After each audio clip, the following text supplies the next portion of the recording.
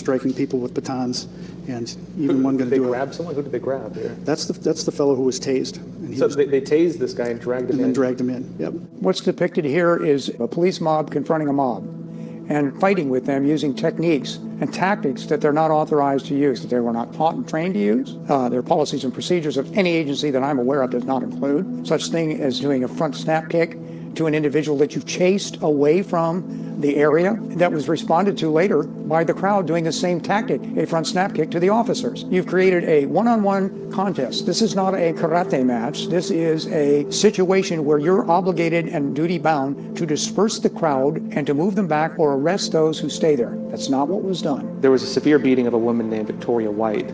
What do we know about her case? Well, Victoria White from Rochester, Minnesota, with the crowd had come up to the tunnel entrance, and she says she had been pushed in by the momentum of the crowd. And she ended up being trapped against one of the walls. And fairly short time after she got in there, she was attacked by a police officer, a supervisor from the Metro DC Police Department. And it went on for maybe 5 minutes. She was struck nearly 40 times in the head and face. When the first blow came to my head by a metal baton, it was really bad.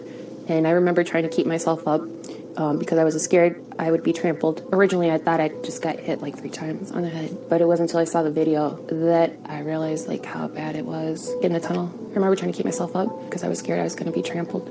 And I remember saying to the officer, he took an oath to the Constitution, and he called me the B word. And that's when I got one of the hardest blows that I can remember. The head is a sphere. And what happens when you strike a spherical object with a blunted object, at least